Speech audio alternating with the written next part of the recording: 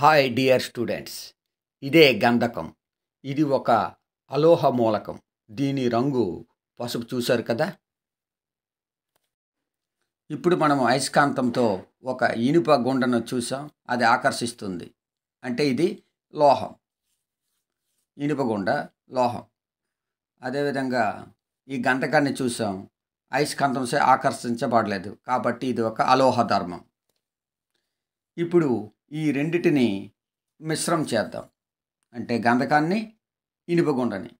ఇలాంటి సాధారణ మిశ్రమం నుంచి తిరిగి ఆ ఇనుపగుండని అయస్కాంతంచే వేరు చేయగలం. చూడండి, వేరు చేయబడుతుంది. ఈ ప్లేట్లో గంధకం మిగిలింది.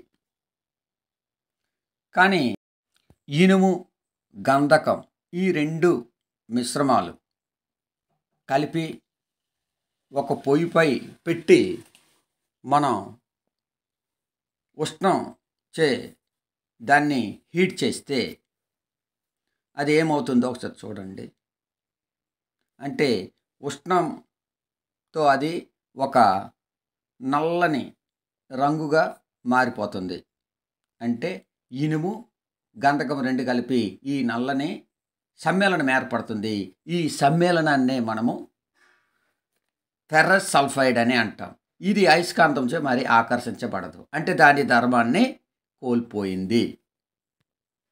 చూశారు కదా, సమ్మేళనాలు మొదట ఉన్న అణువుల ధర్మాన్ని మరి పాటించవు అని తెలుసుకోండి.